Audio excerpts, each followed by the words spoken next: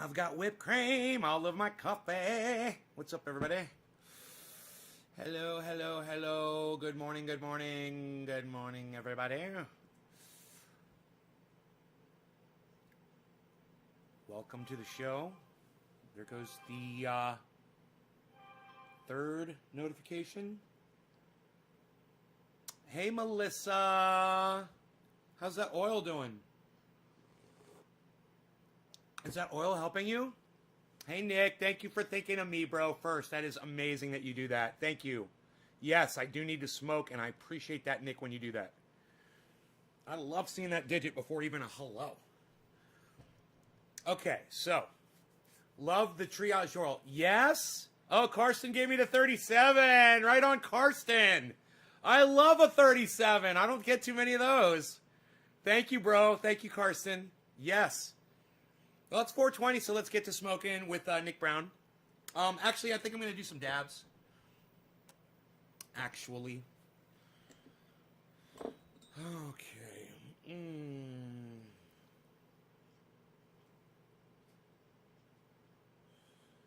We're going to go to dabs instead here. For those of you who saw the political title and said, oh, he's doing politics, I'm not going to go in there. You're going to miss out on an awesome dab session. If you saw the political title and you're like, I don't really want to fucking hear about politics again today, and you're like, but I love the garden, so I'm coming anyway. This jab is for you. And for everybody that saw the political title and left, fuck you. Fuck you. Suck my dick. This is for all the people that watch no matter what the title says. And we do have some things to talk about. So this should be an interesting show. If you're looking for an interesting show, you have found the right one. Hey, Yo-Yo. Thank you, Steve, for the digit. Yo-Yo, yes. Karsten, you're welcome. Nick was faster. Yes, he was. He's always faster. That oil does help a lot with your pain. Good. Helps with mine, too. This thing is out of butane. I'm going to have to fuel it up mid-heat, which I don't think I've ever done before. Let's go ahead and re-up, shall we? You just do this. You hold it straight until you see exhaust. As soon as the exhaust starts coming out, that's when you stop. It's usually about 15 seconds for a big torch like this. Boom, exhaust, you stop. Don't force extra butane into your torch or it will not work properly, okay? If you overfill them, they don't work properly. So, make sure you cut it at the right time. Make sure you know when to cut it off.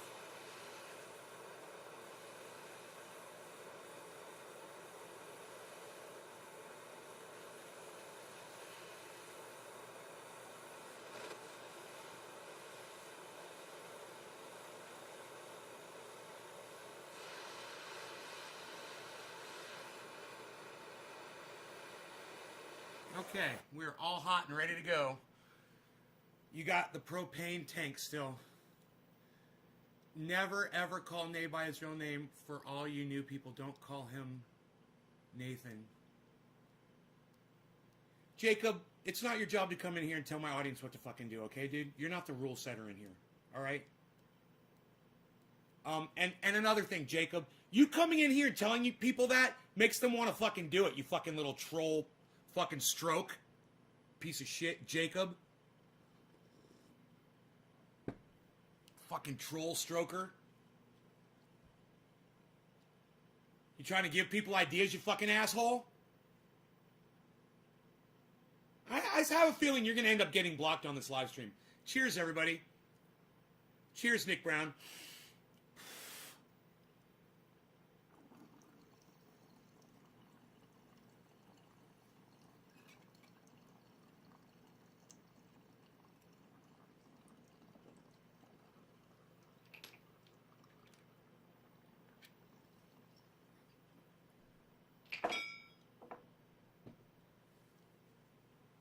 The last thing I need is I was joking.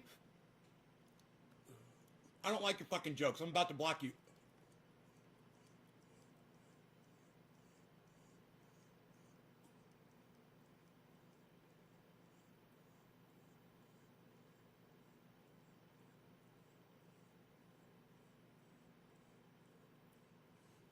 You know, a joke that tells trolls on my live stream what pisses me off isn't a joke. You're fucking gone. Fuck you.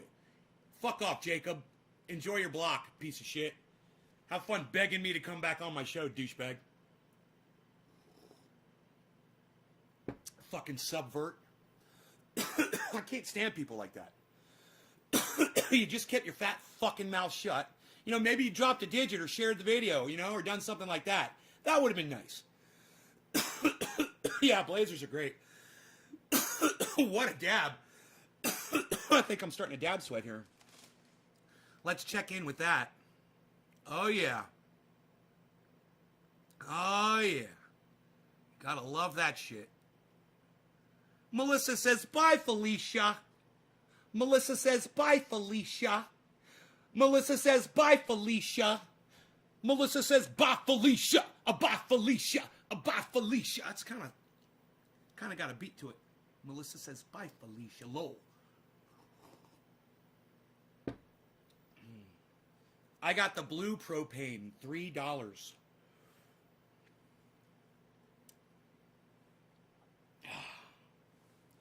So, like I was saying before, we do have a lot to talk about. Harles, I just have to move my chair, buddy.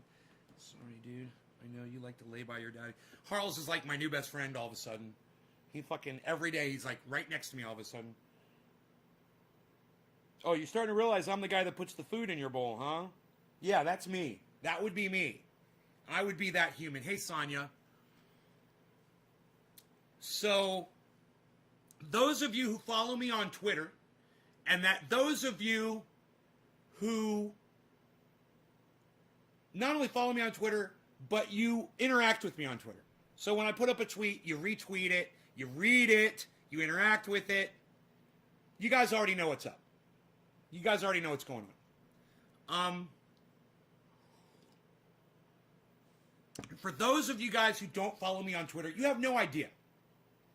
You have no idea what this is about or what I'm going to talk about right now. But,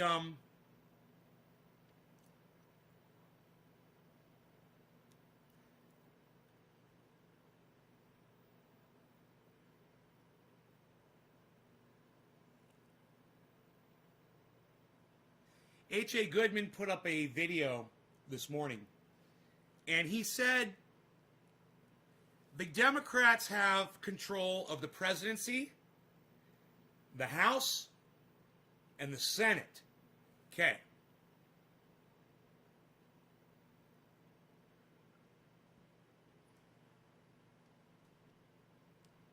Ty Daniels. Yeah. You're spamming, so I'm just gonna block you. Bye. I don't let spammers come in here and spam like you do. Are you a fucking idiot? You see a live stream with 29 people on it and you start spamming it like you think you're going to get a message out there?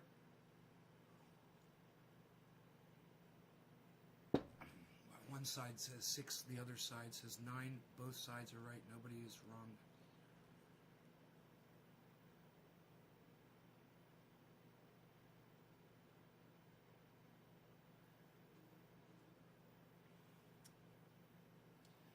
Artie's trying to get all deep with us and kind of fell short. Artie, you fell short. Nice try though, being a philosopher, bro.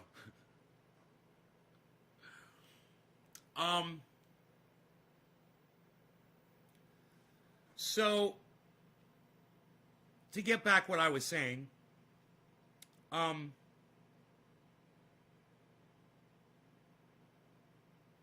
you tried. Well, Artie, I'll give you credit. You tried. You tried. You tried. You did good. I'd rather you try than not fucking try at all. But I see where you're trying to go with that. It was just the whole 6-9 thing doesn't really fit. I would say instead of a 6 that they're looking at, I would say it's a $sign, right? Doesn't matter if it's upside down or right side up. The left and the right still see a $sign, and that's all they fucking care about. Take your 6, swap it out for a $sign, and I think you got it. Right? It's like the left is looking at a right side up dollar sign and the right's looking at an upside down dollar sign, but they're the exact same thing. Money. Money. Right? You like that one?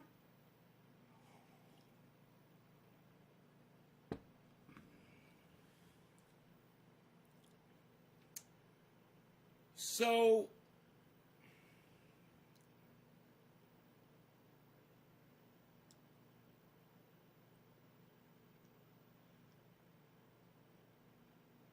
H.A. Goodman said that the Democrats have the presidency, the House, and the Senate. And that they are going to do absolutely nothing. And I agree. They're going to spend a lot of time on the hocus pocus, focus over on Donald Trump. We're going to be impeaching him. We're going to be going after him, which I support. You know, lock that motherfucker up. Lock him up today so we don't have to go through any kind of bullshit. You just lock his ass up. He started a goddamn riot at the Capitol. Lock his ass up. Be done with it. And then maybe we could start focusing on other shit. But no. H.A. Goodman is right. And while H.A. Goodman is just as guilty of this same thing, he's the biggest fucking hypocrite out there. He is correct in saying the Democrats have the presidency, the Democrats have the Senate, and the Democrats have the House. And they won't do anything that they fucking promised to get elected. Medicare for all, fuck you. You're not going to get it. Universal basic income, fuck you. You're not going to get it. We're going to get rid of all college debt. We're going to wipe it off. Fuck you. They're not going to do that. Yeah, he set the fucking rate to 0. See how long it takes him to fucking start boosting the goddamn interest rate on those goddamn student loans again. Just wait. They're doing shit to appease you. I don't trust them for a fucking second. It's the goddamn author of the crime bill. I'm sorry, let me correct myself. The proud author of the fucking crime bill.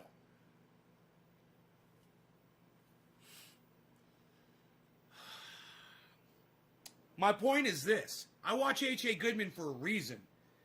Because even though he comes from another direction that I come from, there is a place where we meet and shake hands. And it's that the Democrats are not going to give you Medicare for all. He knows it. I know it. Jimmy Dore knows it. No, Chris, you got it wrong, bro. It's no law regarding cannabis. No law regarding cannabis, Chris. Not legalize. You don't put laws on my cannabis, bro. Where have you been? Have you not been paying attention? Have you not been paying attention, bro? No law. We don't say legalize cannabis anymore, bro. That's old shit. Do you identify as a progressive? I certainly agree with almost every progressive idea that I've ever heard. Yeah, it would make me a progressive, wouldn't it? An independent progressive? You've been watching Salty Cracker? Ah, Damon, you're a fucking idiot. You're an idiot for watching that guy. I can't even watch him for fucking 30 seconds. God, you are a moron if you watch that guy's show. Oh my God, I'm going to end up blocking you, Damon, from this live stream. I have a feeling you're going to get blocked next. I've been watching Salty Cracker. Jesus fucking Christ, you are a douchebag. I wish I could cross the border with cannabis.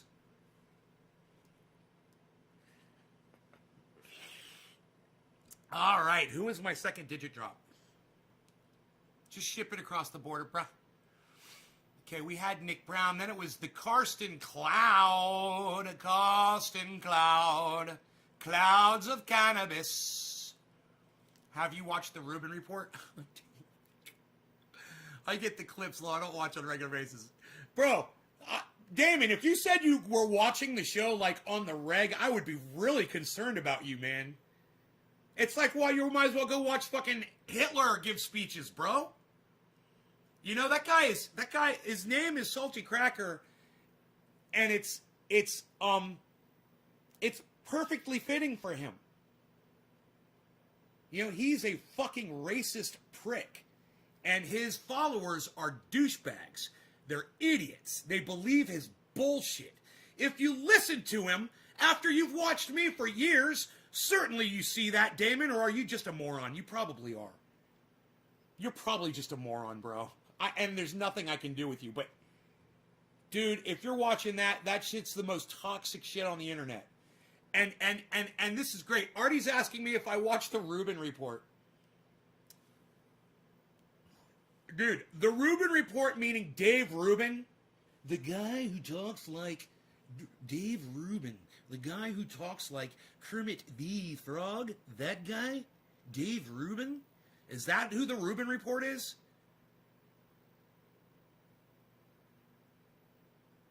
I love that you guys are watching other podcasters, even those with alternative facts and the ones that will just lie to your face. I love it. You need to, because you're going to come over here and realize that I don't lie about anything. A salty cracker is just a sweaty Floridian. Well, they do call them Florida crackers in Florida. It's a common term. But, you know, once you get out of that Florida mentality, like I live in California now, you realize it's fucking racist as fuck. Whether you're white calling yourself a cracker or you're not calling someone a cracker. It's fucking racist. So the fact that YouTube allows him to have that name and he doesn't get in trouble for it is just amazing.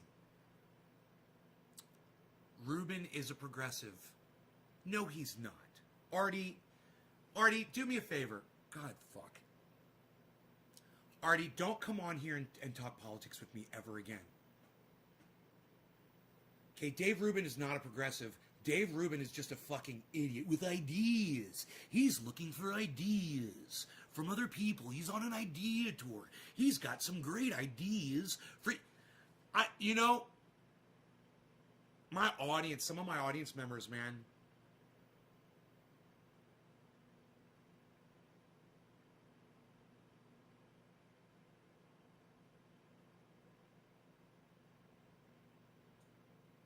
Go watch the fucking Convo Couch. Okay? Go watch Convo Couch. Go watch Candace Owens. Go watch Sean Hannity. Go watch not Newt Gingrich, I'm sorry. Go watch the guy who's dying of cancer that got the Presidential Medal of Freedom or whatever the fuck it's called. Go watch him.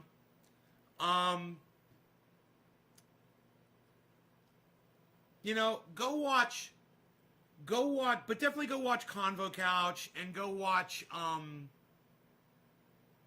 man, who are some of these other fucking cunts out there? Oh, go watch Sam Cedar. You know, you're obviously, Art and Damon, you guys are obviously hungry for narratives.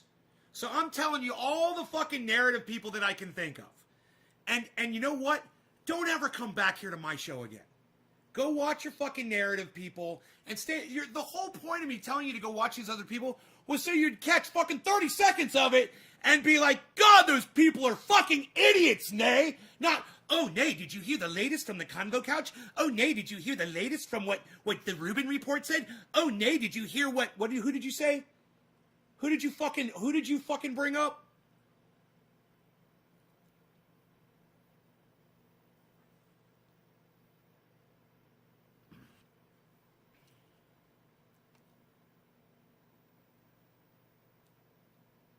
I'm not telling you to watch H.A. Goodman because I agree with him.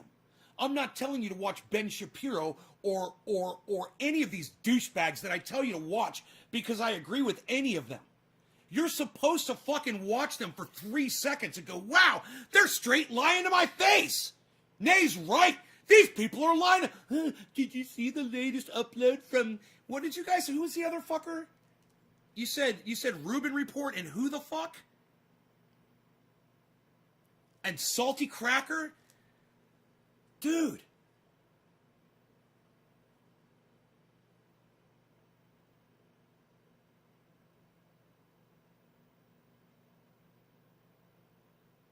Cunts.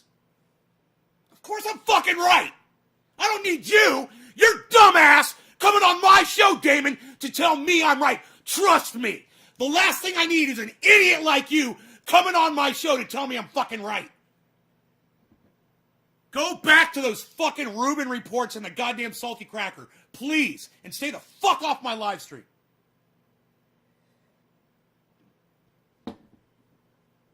I'm just like, I almost choked on my coffee because I am just so blown away that some of you motherfuckers just don't get it. You just don't get it. Yeah, what? You thought I told you to go watch Salty Cracker because to go subscribe and support and watch every fucking episode, dude? Is that what you thought? Do you think I tell you to go subscribe to H.A. Goodman because I want you to fucking take it all in, man, and watch every goddamn episode? You're sitting there fucking feeding into it. You're fucking believing it all, man. I can't believe you guys are audience members from here. You don't listen to a fucking thing I say, ever. You don't listen to me, man. God, none of it's to you two guys. All of this show and everything that I've done has made no fucking difference. I should go watch Rubin Report. I should watch Salty Cracker. Oh my fuck. Jesus fuck, I think I just sprouted a third testicle. Fuck! Wonder if that means I'll have a better orgasm.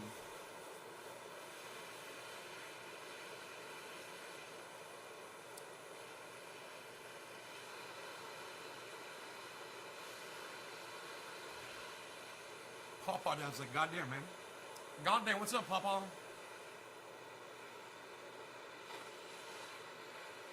Magic. Biden's obviously more of the same. Most I worry about is warmongering because calming down on defense spending could solve so much. And now it's time for a dab. Fucking Salty Cracker and Rubin Report. My God, man. My God. Hey, you guys are fucking borderline Nazis. You realize that? You realize that? Fucking, you guys are idiots, man. I mean, seriously, there's something wrong with you. You're not paying attention to anything. You're just hearing your narrative being fulfilled. That's called confirmation bias. You need to watch my show more often and take some of it in. Cheers. Who is after Karsten? Karsten, is it you? Karsten, cheers, Karsten.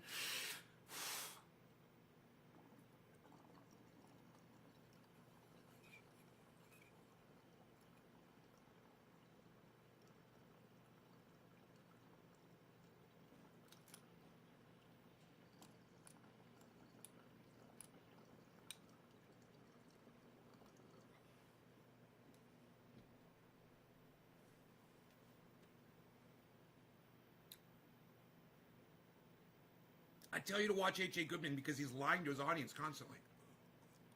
And I want you guys to be able to see when someone's lying to you. I want you to be able to identify that.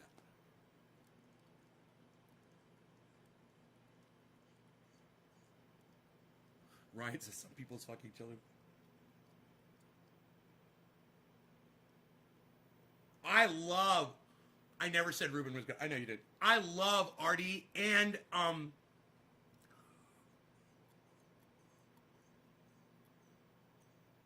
Damon that you guys are watching other podcasters.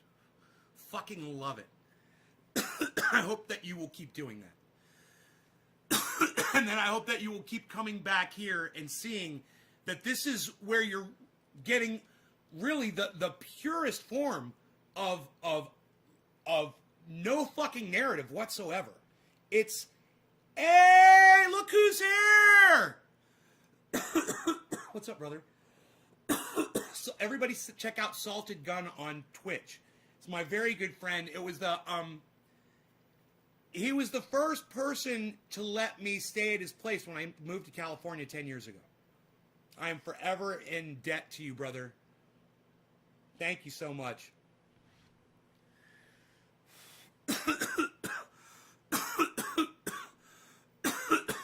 210 big buds. 210 big buds.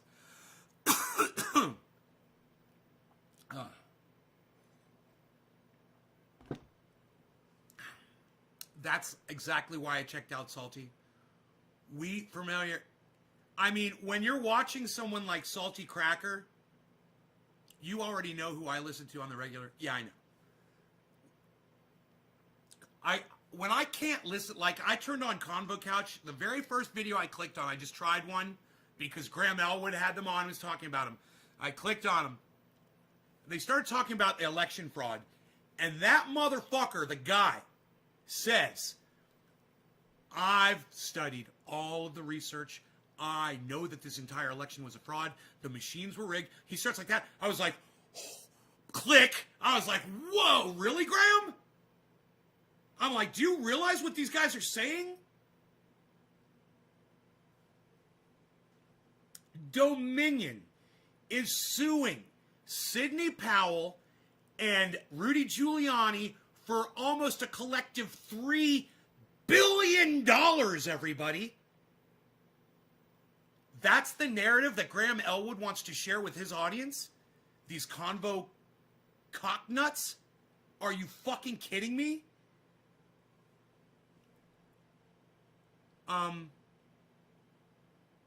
You know, I'm calling everybody out on all their bullshit. Convo Couch is straight fucking bullshit. If you're gonna have them on and they're gonna say the election is a fucking fraud and they've got all the receipts, I've got a problem with you. I've got a serious problem with you. And,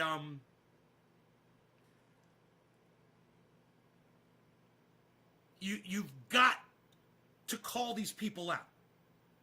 You know, and Graham should have been right there. As soon as they said that, he said, whoa, wait.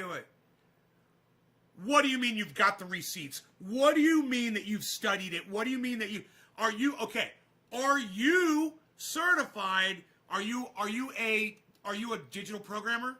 Are you a software engineer? Okay. Did you have access to the Dominion software yourself, and did you check it out yourself personally as a software engineer? Okay. Did you see the voting discrepancies yourself in person? Or is this just stuff you looked up on the internet? You know, from your various sources. Just ask a couple questions back, a little bit of pushback. That was some fucking total bullshit. And I was like, oh man, dude, you got these people on your fucking show, bro. And you're letting them sell their wares. Oh my God. Oh. Push their fucking narrative that the election was a fraud. Hey man, I fucking hate Biden just as much. I hate Biden more than anybody else. I fucking hate Biden and I fucking hate Donald Trump. I hate them both. I would put them both in a goddamn car compactor and just crush them both together. And that would be fine with me. I fucking hate them. And for you to come up with some narrative to defend Donald Trump, you know, in this fucking election, this fucking bullshit narrative.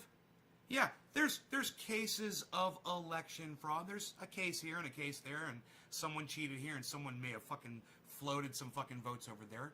But not to the tune of fucking 6, 7, fucking 8 million fucking votes for the other guy. Let it fucking go. You know? And let's move the fuck on. That's what I'm trying to do. That's what I'm waiting for with H.A. Goodman. It's not going to happen. Do you know what he said this morning? Oh, yeah. This is going to be the narrative for the next 4 years. We got to get Donald Trump back. Donald Trump's the greatest president ever. And I was watching Chris Hedges, who said Donald Trump is literally provably the worst president in the history of the United States of America. It is hilarious to hear author, columnist, journalist say that Donald Trump is the greatest president in the history of the United States of America against Chris Hedges, political scientist, saying he's the fucking worst. And if you haven't seen that, I'd love to show those both to you, just so you could see the contrast. The contrast between the journalist and the fiction author. Sorry, H.A. Sorry, buddy. Gotta throw you under the bus there. And the political fucking scientist. So, You know, who are you going to believe? Are you going to believe H.A. Goodman, Mr. fucking,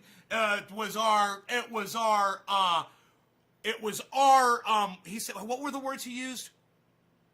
What was rightfully ours was taken from us. To Chris Hedges, who's actually got an education. Sorry. And doesn't use the word apoplectic on every goddamn podcast. I'm fucking apoplectic. Let me tell you who else is. H.A. Goodman, man. I could put a highlight reel together of his apoplectic moments. And then at the very beginning, I'd have him be saying, the apoplectic, and that would just be him going off. I would love that shit.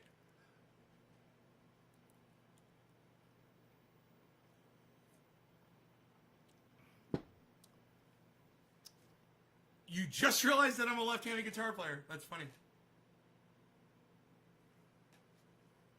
Moment Max is the medicine, Billy. Moment Max. Moment Max, I think, or something like that. That and this other thing, it's some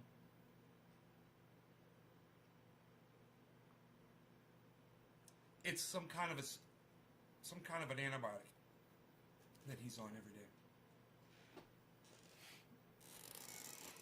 My Beazle.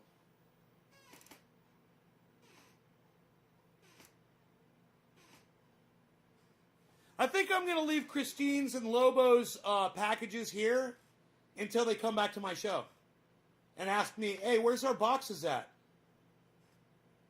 And then I'll be like, oh, you mean these boxes that have been sitting here waiting for you to come back to the show? 2 fucking free and one of them's going to goddamn Ireland.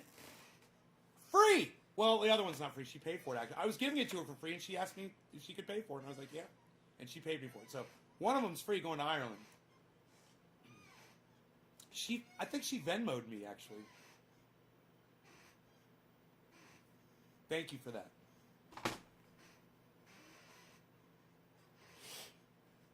Hi, Margie.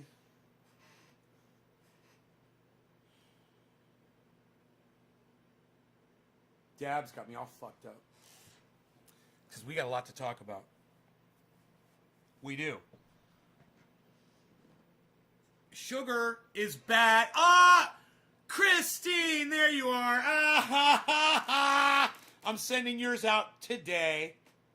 It's going out in today's mail. Guaranteed. I'm going to get it in that mailbox by noon. It gets picked up at 1. I don't always... Oh, you creeping on me, Christine? I love it! I love it!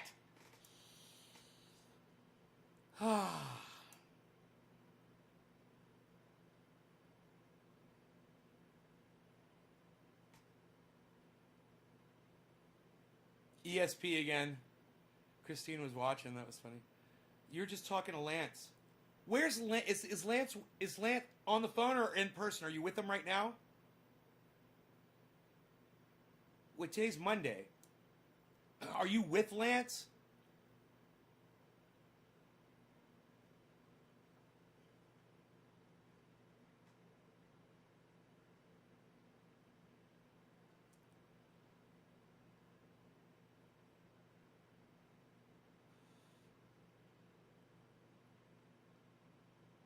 Hang up because I wanted to listen to you.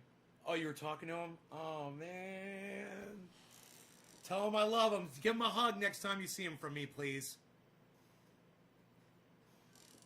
God damn it. I fucking miss him. I miss Lance, man.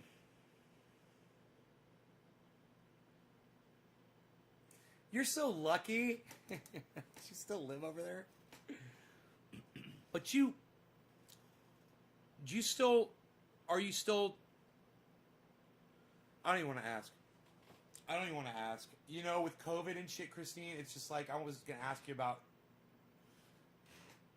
you know, and I'm like, God, I don't even want to know how that's going, man.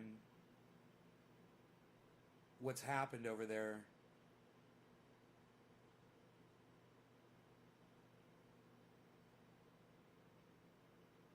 Well, that would be a conversation we could have with Christine. It wouldn't be the most comfortable conversation, that's for fucking sure. This is just such a weird reality we're all living in now, you know? It's like you're almost like it's like if you're older, you haven't seen anybody. Lance? I introduced Lance to his wife, bro.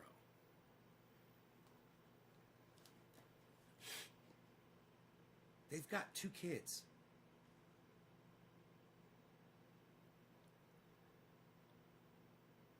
Does Christine do circumcisions? Christine, do you do circumcisions?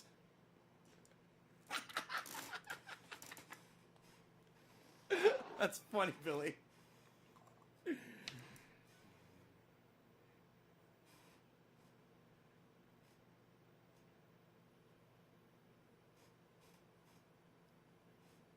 You had foot surgery? Are you okay?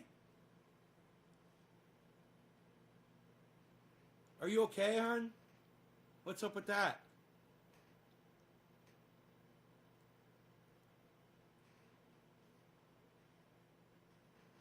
God damn, man. I'm so worried about everybody. I can't get enough of this triage oil. I cannot. It's cold. Listen. It's 30 degrees outside. It's going to snow tomorrow. It snowed last night. Right when I cut off the video, I was like, oh, it was snowing outside, man. It was fucking snowing when I cut the video off and I didn't show you guys. But anyway, it's going to snow tomorrow, you know, and it's going to snow for 7 days. There is ice everywhere outside. Fell on the scooter. No, I don't remember you falling on a scooter in the Springs. I don't remember that. I don't remember that. Was it after I went to California 10 years ago?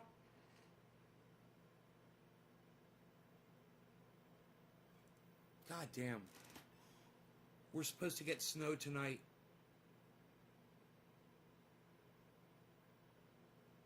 We're supposed to get snow tonight. Wood boxes. Nice viewed iced trees. Like 12 years ago. Oh, it was right before I left, or what year is this? 2021. I came to. So it's going to be 11 years in March. I'll have been here for 11 years. Just happened right before I left for California. I don't remember that at all, Christine. I left in March 2010. March 2010. I can't believe I don't remember that.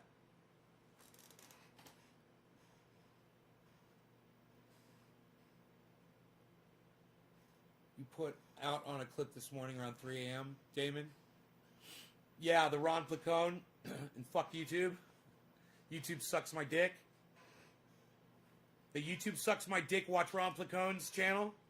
Because my phone I got a tone on my phone and it was Ron Placone. And I'm sitting at home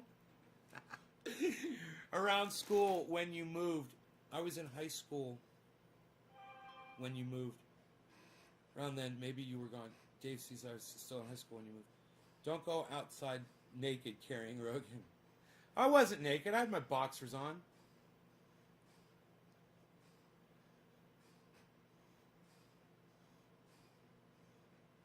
That's the one. I've been here for 8 of them years, says Artie. Artie. 2013. Damn. Around that should be right. 2010. You shared it to Ron Placone? Oh, fuck. He's going to see it. He's definitely going to see it. That's awesome. Thank you, Damon. He might not see it if I put it up, but if you retweet it at him, yeah, he'll fucking see it. And when you guys retweet my stuff at Ron and Graham and all that, they see it. Graham is very interactive on Twitter. I fucking love it. You know, he will see stuff that I put up and he will like it, man. And it just makes me so happy. You know, it validates me, you know, for having an opinion. And, you know, I don't know how he feels about the election fraud thing. But, you know, anyone pushing that narrative I have a problem with. So, I'm just, you know, show me the fucking facts. Show me the evidence, or shut the fuck up and quit being a bitch. You know? And I'm not talking about Graham, I'm talking about Convo Couch.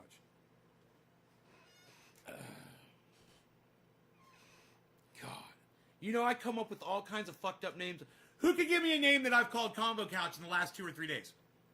Who could give me one of the funny names that I've called Convo Couch on Twitter? Anybody? Come on, somebody. Fucking make me happy. Give me a goddamn name that I have called the Convo Couch in one of my tweets in the last 24 hours. It'll be easy to find. You'll find them. Come on, find me one. You can copy and paste that shit. Someone do it. It blows your mind when they like your tweets, right, Nick? It's like, wow, they actually read what you said, you know? They thought about it, they read it enough to the point that they liked it, you know, and let you know that they saw it.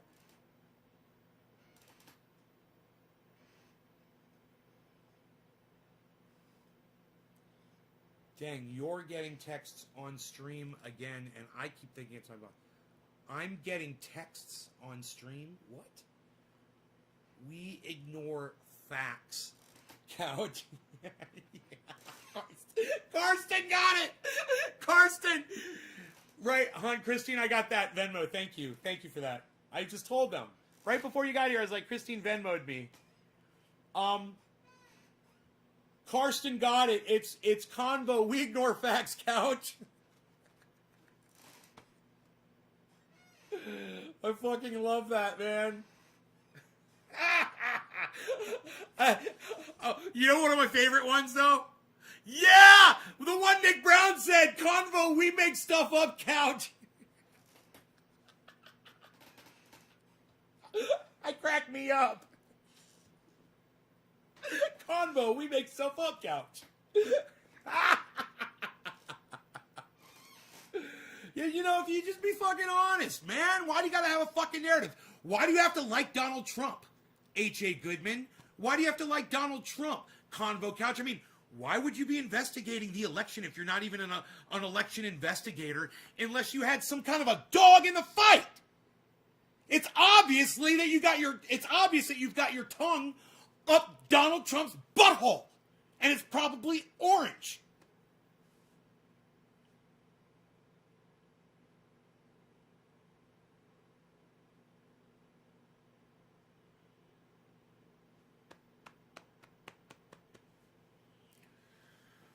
I can't imagine why you would spend time trying to fucking find out if the election was a fraud. You know, I can't imagine why you would spend time on that. Why else? You know? So, you want to say that there was some fraud? Good. I agree. There was some fucking fraud. I'm sure. I got my ballot sitting over there. I'm sure somebody voted for me. It doesn't really bother me that much. You know? Fucking Donald Trump is out. That's a good thing. Joe Biden could die next week. There you go. That's some more sunshine around the corner. Right? That guy's not going to fucking last. He can't even talk. Yeah, I listened to, or I tried to listen to his fucking speech, and what, you know, you want to call a press conference. As soon as they start asking questions, off he went.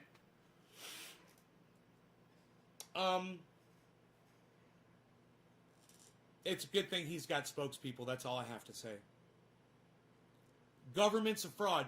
Yeah, government, like, like it was Artie or it was, I'm sorry if it wasn't Artie, it was Damon or Artie, I believe, that gave an example of the number 6 and said, no, maybe it was Steve. No, I can't remember who the fuck it was. It's like, he gave the example of the number 6. You said, like, the Republicans are looking at it, and to them it's a 9. And the Democrats, they're looking at it, and to them it's a 6. They're both seeing the same thing, and they're both saying opposite things. I said, no. I said, you got it wrong. I was like, you're trying, and I love that you're trying. But let me just finish that for you. Get rid of the 6. Put a fucking $sign in there. They're looking at it right side up. They're looking at it upside down. And it doesn't matter who's looking at it upside down because they're both seeing the same fucking thing as a goddamn $sign. That's all they're fucking looking at. They're not looking at numbers, trust me. They want money. All of them. So like Christine Chamberlain Welsh says, my very good friend, she says, government is a fraud. And she would be correct. Government's a fucking fraud. I'm doing cheers for you, Margie. Well, I'm doing cheers for you, Margie. They are just wrong.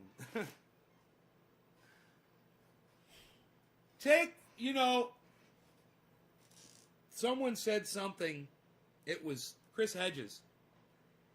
He said, take the money out of politics and Mitch McConnell's and the Nancy Pelosi's and the Chuck Schumer's. They all fucking disappeared.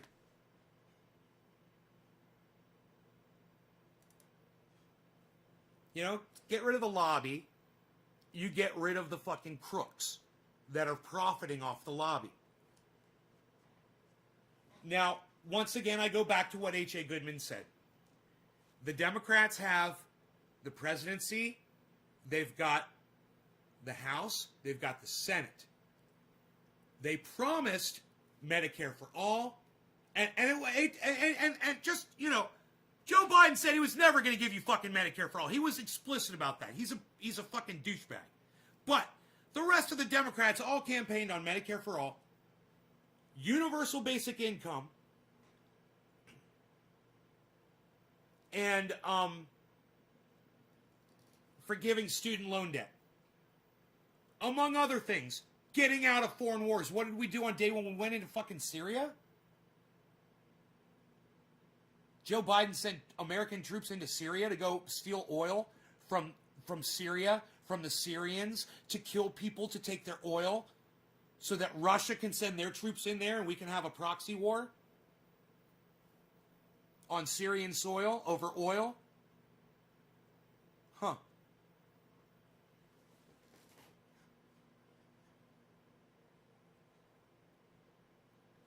Joe Biden's a war criminal.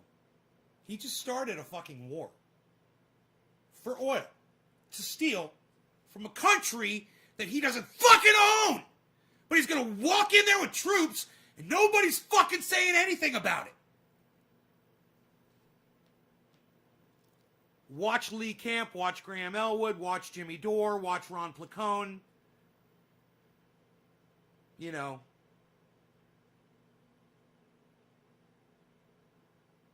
Even H.A. Goodman's talking about it.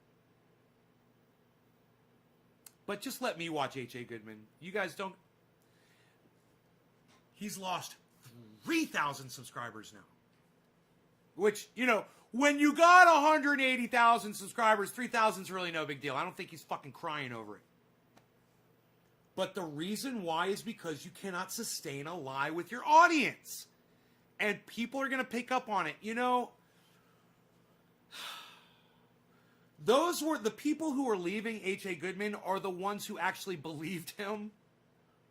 The ones who are staying are the ones who are kind of like me. They're like, we just kind of like you, bro. You're a Bernie supporter. You were smart. You made a lot of sense back then. We kind of want to bring you back into reality. But now he's made it clear for the next 4 years, he's going to spend trying to get Donald Trump back into the presidency. That's what I don't think I could listen to him anymore with him being like that. That's psychotic, man. And I just want him and Chris Hedges to debate it. Christopher Hedges, just, hey, have a debate. Worst president in the history of the United States of America, best president in the history of the United States of America. Go. Where's my fucking popcorn? Because H.A. Goodman has got the weakest fucking argument. He's only got, he's got his 10 things that he says. He's got like 10 things. And Christopher Hedges will just destroy him on every point. And then he'll start laying his points down that H.A. Goodman won't be able to defend at all. Oh, I would love to see that debate happen. Could you imagine?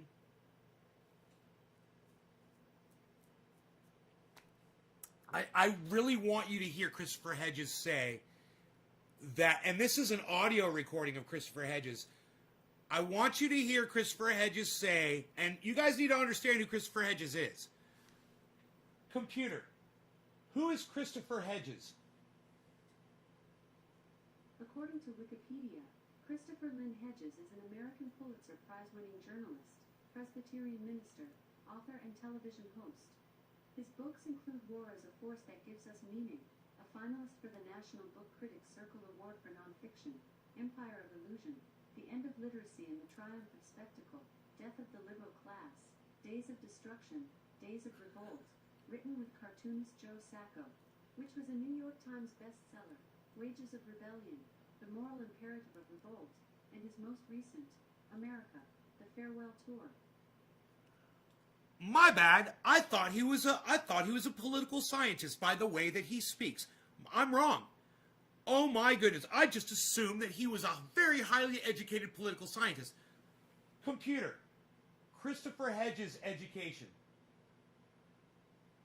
Chris Hedges went to Colgate University. He went to Colgate. I've never heard of it. My bad. I'm totally proven wrong there.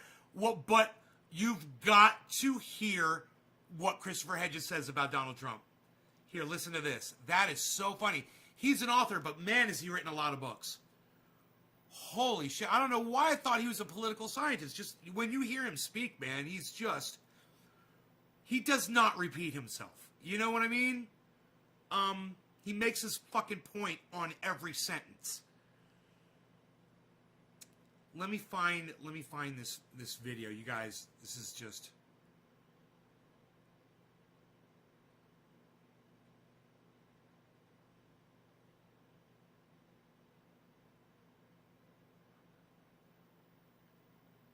Dude, I don't know where it is. Holy shit. Wasn't I watching it on YouTube? It didn't come up in my history. I'm so sad. Okay, so let me do this.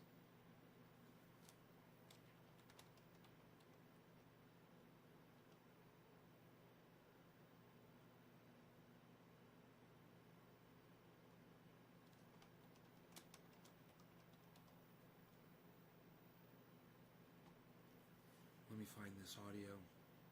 Oh, I think I found it.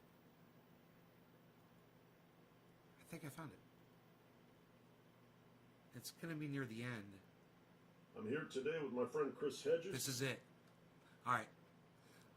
I'm at an hour right here. I know the books like Naomi Oreskes, Merchants of Doubt, and others like it have talked about the difficulty of creating the call to action for this terrific challenge that could end life on Earth in the not-too-distant future.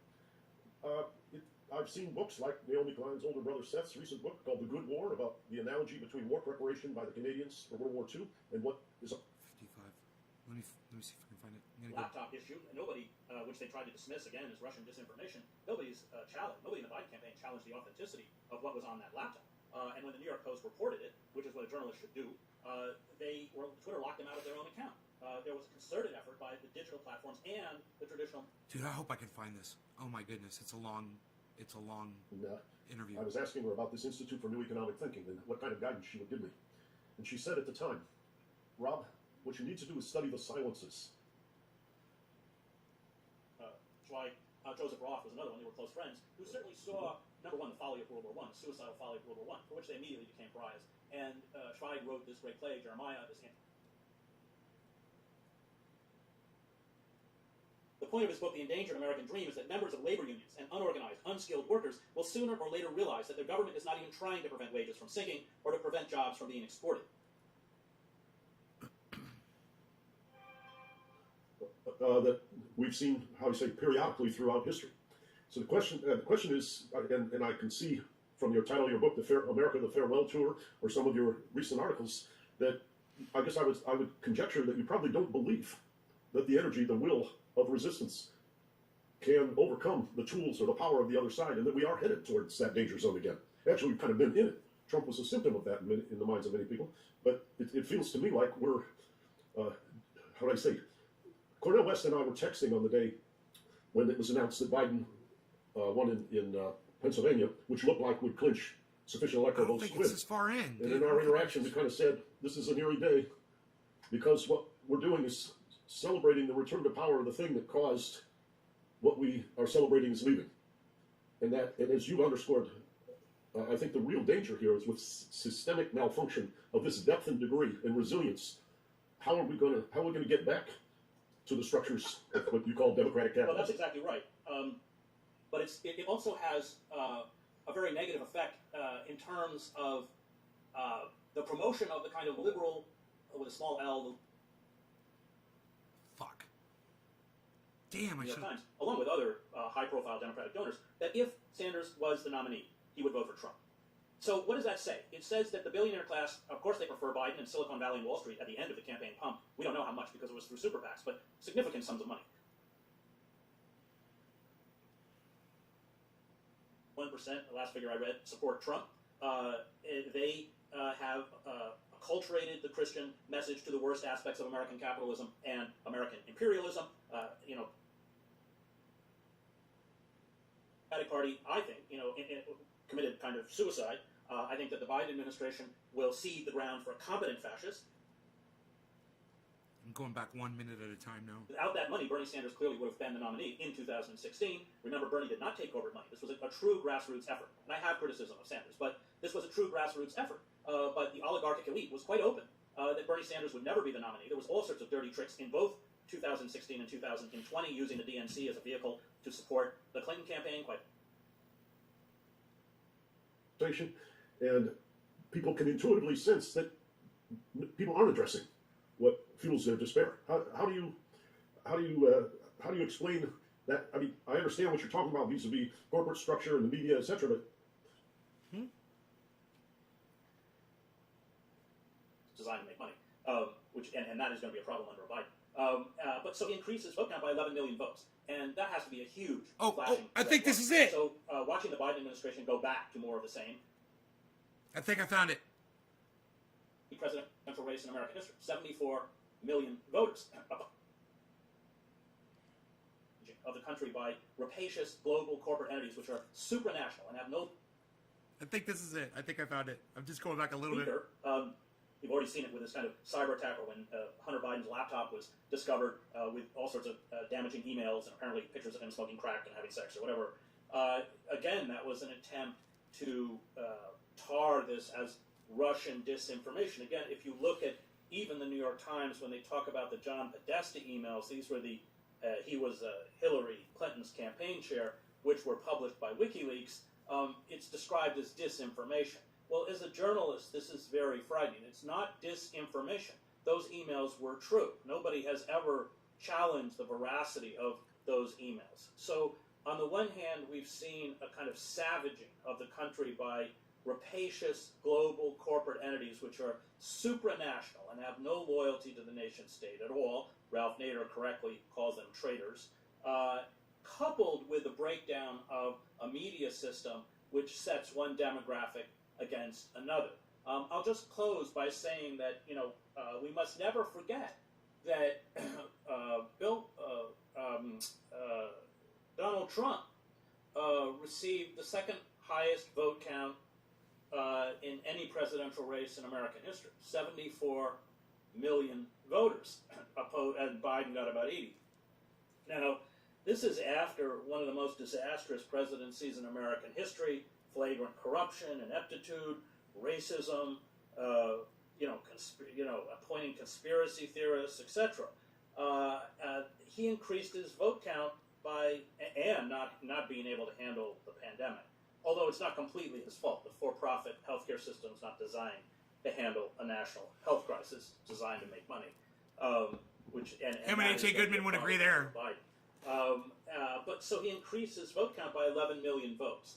And that has to be a huge flashing red light. So watching the Biden administration go back to more of the same, it has apparently rebuffed Bernie Sanders' desire to be Secretary of Labor. They just I want to hear him say. I want to hear him say Donald Trump's the worst president in American history. On the Energy Committee of a media system which sets one demographic against another. I'll just close by weaker. You've already seen it with this kind of cyber attack, or when said, well, that's of course because the Russians want Bernie Sanders. Essentially, sweeping up because we're all of our profiles are available, our own proclivities for National Public Radio, 94, 95%, I can't remember, for MSNBC, and then This is such a great interview, man, when you hear it from start to wasn't finish. ever that big. The subscription base was in the media, and I think Matt Taibbi has probably done the best work on this. Read his book, Hate Inc. It's a very good analysis of what's happened to the media. That is true throughout the country. I wrote a book, Days of Destruction, Days of Revolt, with Joe Sacco, out of West Virginia. These were sacrifice zones. We went to the poorest parts. He says now we're all sacrificing. Rage, and I think that the feeling of rage is legitimate, the white working class. And I have a particular sensitivity. Obama, black mascot for Wall Street, which was correct. It's a good one. And what you really got was the transformation of the Democratic Party into the Republican Party. The Republican Party was pushed so far to the right that it just became insane, and we're watching its insanity at the moment. But this left the working class absolutely bereft. Dude, I think he's talking about it here The Mine too. and Safety Act, the Clean Water Act, this was all Nader, but it was pushed through by liberal senators, Proxmire, Fulbright, and others. Wellstone, maybe even one. I wish I could find him say Donald Trump is the worst president in the history of America. Income tax. I want to find it so bad. And so what you saw, and I learned much of this from Ralph Nader.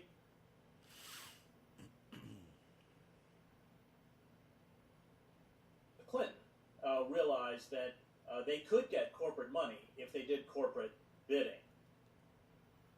God, he covers so much so quickly in this interview. It's been seized by global. What an interview this was. Saw constant deregulation, including of the FCC. Here it is. Which, as a journalist, was important. Oh, it's right at the beginning. He starts right off at the beginning. Welfare is, in essence, eradicated, and 70% of 248 in. To the citizenry, especially labor unions. If we all remember Reagan going after the air traffic controllers union, but this has culminated with right-to-work laws. So at this point, about 6% of the labor force is unionized. 3 minutes in. And then, of course, we've seen all of the policies, deindustrialization, turbocharged by NAFTA, the destruction of social programs such as welfare. Again, that was the Clinton administration. That was a Democratic administration. So welfare is, in essence, eradicated. And 70% of the original recipients of welfare were children.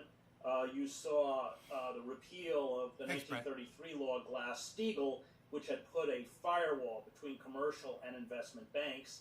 That was destroyed, which precipitated the global meltdown. So he's talking about the past. It's funny.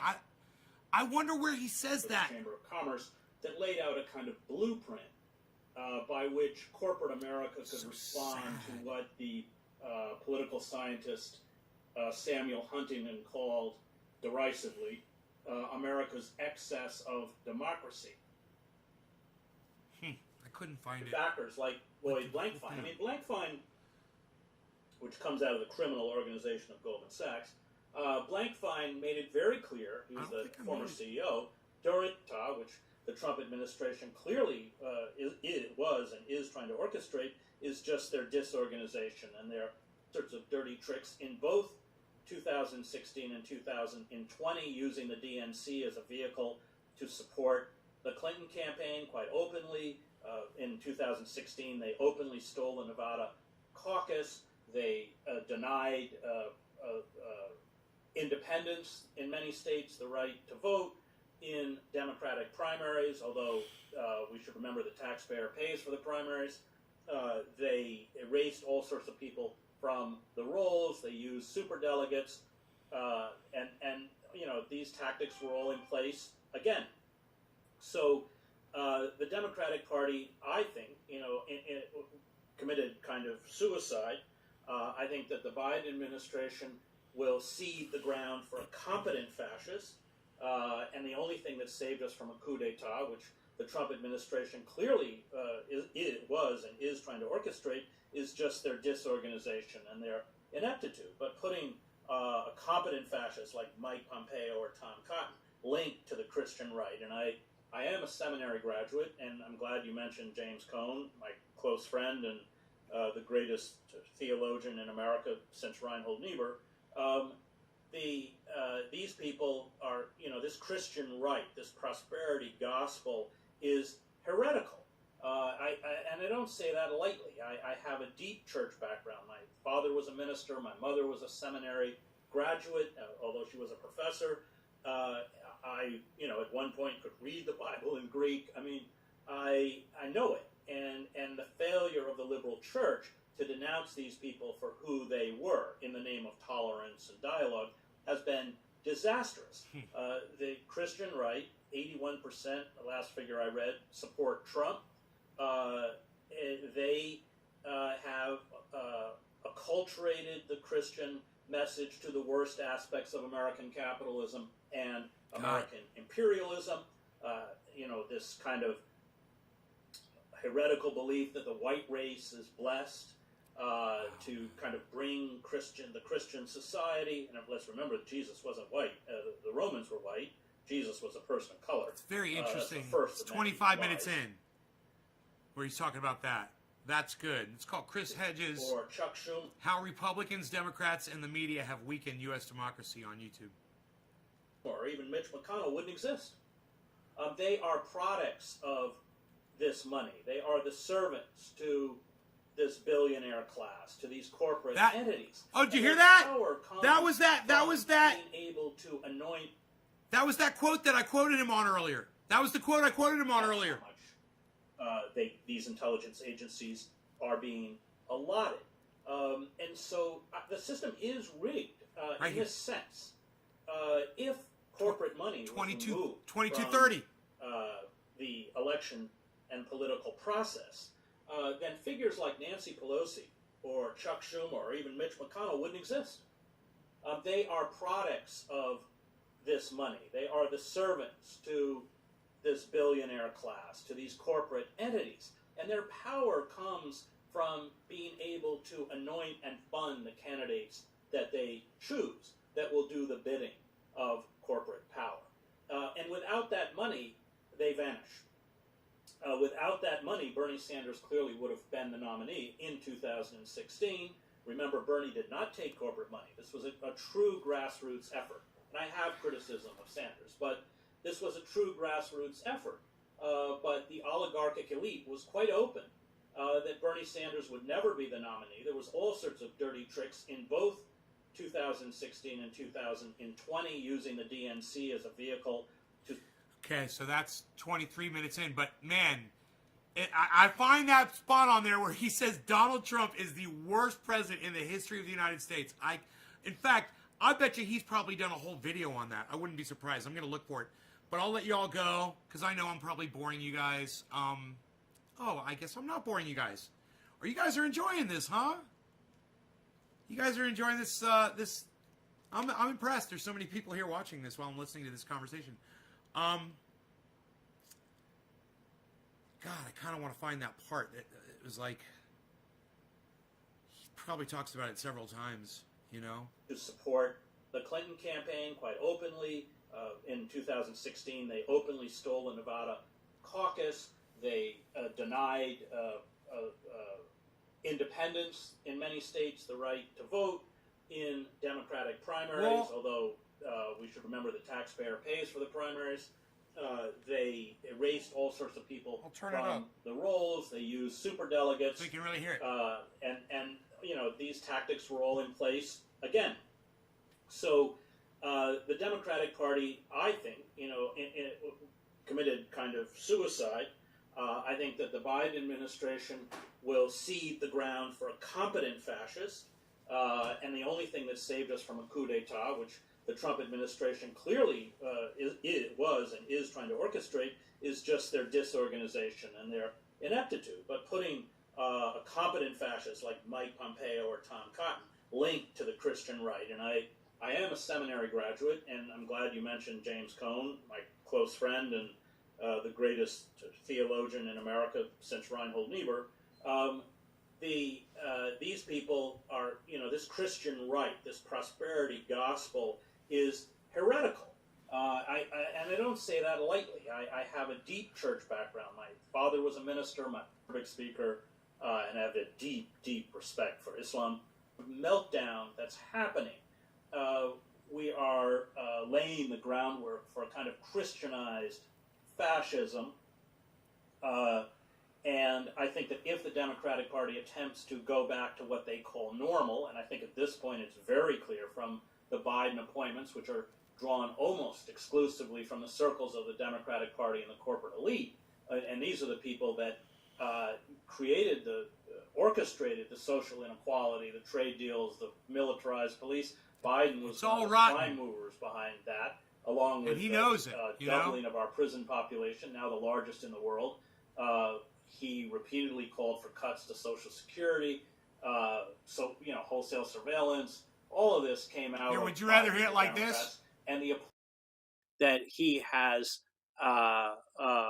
brought forward for his new administration are rooted completely in that corporate elite and in that ideology. And that's what I find very dangerous and very frightening. How would I say? I remember when you were talking about Nancy Pelosi, or Chuck Schumer or whatever, that or Mitch McConnell, they're dependent on the money. Without the money, they wouldn't be there. My sense is that the system is so designed to favor money over votes as a currency for decision making that almost every elected official faces that pressure. And when we talk about different policies, not working on climate change, excessive financial deregulation, pharmaceutical monopolies, stock buybacks, aren't all of these symptoms of that malfunctioning system where money and concentrated wealth and the non-enforcement of antitrust, which further concentrates wealth, aren't these the contributing factors that render, how would I say, each politician vulnerable to defeat if they don't cope with this? So that's what needs to be reformed at the core. They're not going to reform it, because if they reform it, they're going to lose power. And Pelosi and Schumer, they're quite aware of this. So on the one hand, the Democratic Party, look, imagine if the Democratic Party campaigned on universal health care, a guaranteed minimum wage for all, forgiveness of student debt, complete moratorium on foreclosures and evictions, an end to the wars in Iraq and Afghanistan, a government jobs program. I mean, they would sweep the elections. But of course, they wouldn't have their corporate backers like Lloyd Blankfein. I mean, Blankfein, which comes out of the criminal organization of Goldman Sachs, Blankfein made it very clear, he was the former CEO, during the elections that if, and he was quoted in the New York Times, along with other high-profile Democratic donors, that if Sanders was the nominee, he would vote for Trump. So what does that say? It says that the billionaire class, of course, they prefer Wall Street at the end of the campaign pumped. We don't know how much because it was through super PACs, but significant sums of money into anti-Trump ads on behalf of Biden. Because Biden restores the kind of gravitas and decorum and civility that was lacking in the Trump administration. But the fact is they can live with either. They prefer Biden, and they got Biden over Trump. But what they weren't ever going to accept was Sanders. Even though I find Sanders' political platform quite moderate. Sanders did not go after the defense industry. Sanders was very hesitant to call out the Democratic Party in any real way. And I was outside the appropriately named Wells Fargo Center in 2016 when Sanders got up to endorse the nomination of Hillary Clinton. I was there with Cornel West. We were with a group of several thousand homeless people demanding housing as a human right. And a few hundred Sanders delegates, mostly young, walked out of the hall chanting, this is what does democracy look? This is what democracy looks like. And Cornell, who's amazingly prescient as always, said to me, Bernie missed his historical moment. And I think that's right. I think that, and I spoke to Bernie Sanders about it. I did an event with him the night before the climate march with Bill McKibben and Naomi Klein and the socialist city councilwoman, Shama Sawan, who Amazon is determined to remove from the city council in Seattle.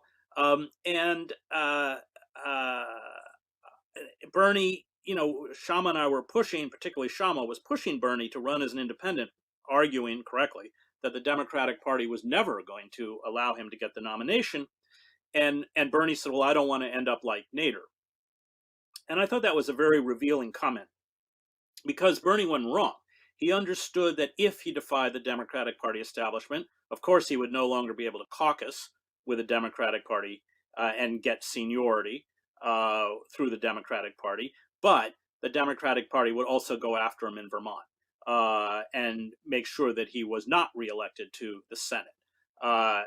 If you defy those corporate interests, they're pretty ruthless. George McGovern was one of the last to do it when he took on the animal ag industry, and they made sure that his Senate seat was taken from him in South Dakota. After, of course, the oligarchic class, Democratic and Republican, conspiring in 1972 when he got the nomination, the Republican and Democrats conspiring to destroy the McGovern campaign, which they did. So Bernie wasn't wrong, but we're never going to build a significant resistance movement in an election cycle. And I know because I've worked with Ralph, I was Ralph's speechwriter, I know all of the impediments that both parties, but in particular the Democratic Party throw up to third-party candidates, locking them out of the debates, constantly challenging voter lists, not because they think they're fraudulent, but because it runs up legal bills. At one point, Ralph's legal bills were over $1 million. Patty Smith and I were going around trying to raise money for him to pay it. I think that was, and that, Sanders, I think, chose his career over, and I think, unlike most politicians, I sense that Bernie is honest. And I think that his commitment to the working class is real. I don't think it's fake like John Edwards and all these other people. But I think in the end, he just did not want to confront the monolith because he knew how destructive that monolith would be to him and to his career, and he's not wrong. But I think that also makes him kind of morally and temperamentally unfit to lead this fight. I'm reminded of a quote from our friend James H. Cone in his book, God of the Oppressed, where he says, the only meaningful Christian response is to resist unjust suffering and to accept the painful consequence of that resistance. Now, in Bernie's case, he not necessarily a Christian, but the point is that in such a misaligned system as you're describing, if you don't accept the painful consequence of the resistance, then the resistance is not formidable, and then things continue to careen further and further off course, deepening despair, and produce the kind of authoritarian lurches that we've seen, how you say, periodically throughout history.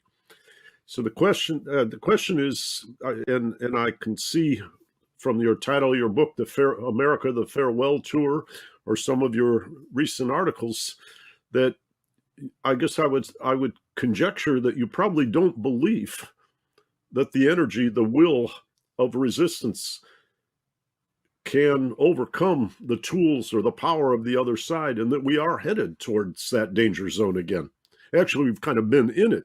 Trump was a symptom of that in the minds of many people, but it feels to me like we're, how do I say, Cornel West and I were texting on the day when it was announced that Biden won in Pennsylvania, which looked like would clinch sufficient electoral votes to win. And in our interaction, we kind of said, this is an eerie day, because what we're doing is celebrating the return to power of the thing that caused what we are celebrating is leaving. And as you've underscored, I think the real danger here is with systemic malfunction of this depth and degree and resilience. How are we going to get back to the structures of what you call democratic capitalism? Well, that's exactly right. But it also has a very negative effect in terms of the promotion of the kind of liberal, with a small L, the liberal democratic values that you and I and Cornell care so deeply about. So when you have a liberal class, and I think at this point, to define the liberal class, we would call them the professional managerial class that is predominant on the East Coast and the West Coast, that is tolerant in terms of its attitudes towards different sexual orientations and race and that kind of stuff. But that has largely profited from the ravages of neoliberalism, and I think that they want to endow it with this kind of patina of civility. The problem is that all of the issues they claim to care about and to fight for, they surrender every election cycle to support figures like Clinton or Biden or Obama, who in power have essentially betrayed all of those issues.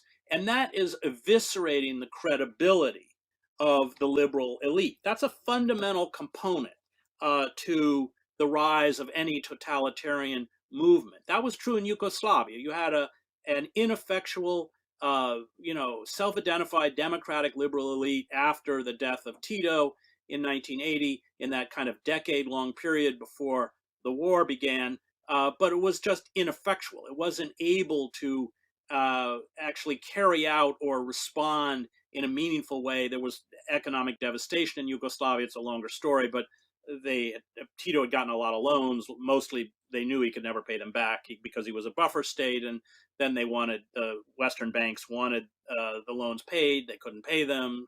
Widespread factory closures. The economy went into a tailspin, hyperinflation, etc. So I think that Ralph's understanding when he decided to run for president, and I was one I agreed with, was that the only tactic that could force the Democrats to adopt part of these kind of progressive agendas and save ourselves from this slow motion corporate coup d'etat was to defect. That if 5, 10, 15 million people, I'm quoting Ralph, left the Democratic Party behind a third party candidate, a progressive third-party candidate, this would be the only chance we would have for effective political change. That didn't happen for many reasons, and here, of course, is where we are. I would recommend, I don't know if you know it, Richard Rorty's last book, Achieving Our Country. I think it was written in 1998. I've read Yeah, it. I've read it. 1998. Yeah. And he nailed it. And I'm just going to read this paragraph. He's talking precisely about this process. Many writers on socioeconomic policy have warned that the old industrialized democracies are heading into a Weimar-like period, one in which populist movements are likely to overturn constitutional governments. Edward Lutwat, for example, has suggested that fascism may be the American future. The point of his book, The Endangered American Dream, is that members of labor unions and unorganized, unskilled workers will sooner or later realize that their government is not even trying to prevent wages from sinking or to prevent jobs from being exported. And let's just, as a caveat, remember that wages in real terms have declined since the 70s. Production has risen by 77%. If wages had kept pace with production, the minimum wage would be $20 an hour. But I remember enjoying many conversations with you and he and a couple of dinners together. And I just wanted to remember him as you and I get together. At any rate, Chris, thanks for joining. Thanks for being here. And tell me, as you look, we're in the middle of this tumultuous year, presidential election, a pandemic that seems to have intensified. And I'm just curious, what are you seeing? And what are you seeing that gives you alarm? What are you not seeing you wish you were seeing? And what are you seeing that gives you some basis for hope? Well, the structures of democratic capitalism have been severely weakened. That's a decades-long process, probably begun, if you want to start date, around 1971 with the Powell memo. That's the memo by Lewis Powell, who was the chief attorney for the Chamber of Commerce, that laid out a kind of blueprint by which corporate America could respond to what the political scientist Samuel Huntington called derisively America's excess of democracy. Those were the rise of popular grassroots movements, not just the anti-war movement, but the feminist movement, the ecological movement, Earth Day. Ralph Nader, by the way, was the original organizer of Earth Day. Citizens action committees led by Nader. Nader was actually named in that memo as a target. And what we've seen since is a frontal assault against all popular movements that gave not only a voice but power to the citizenry.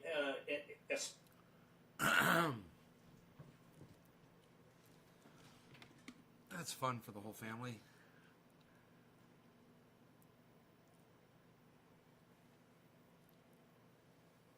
Let's see what's going on over here. Where is he? He's not under here, is he? He's not under my chair, is he? Where did he go? I don't know where he took off to. Oh, there he is. He's in the other room. So now you're here to play with me? Here, come here, you.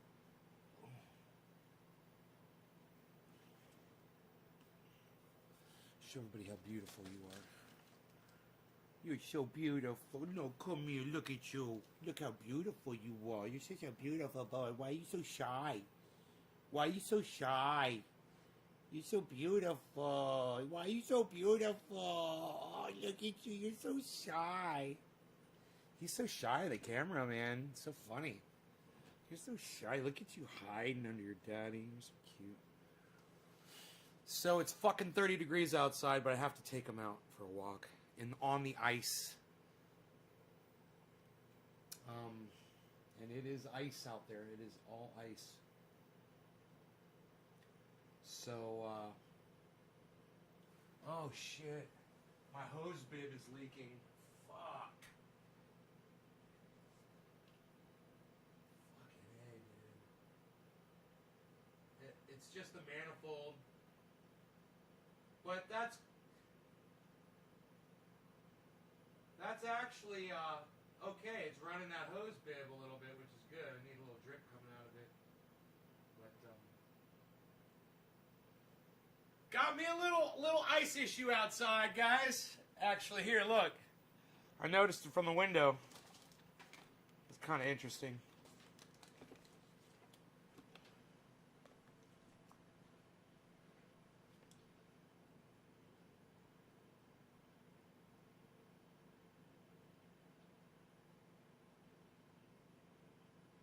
See the water down there spraying?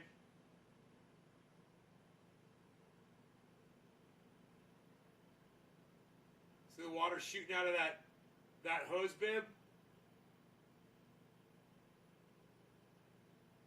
I gotta go down there and fix that shit. Psst. Nobody's fixing that shit anymore, pal. Unreal. Check out my friend Ron Placone. RonPlacone.com. Ron Placone on YouTube. Subscribe to his channel and hit the bell. Make sure you do that. I will see you on Twitter. Come to Twitter.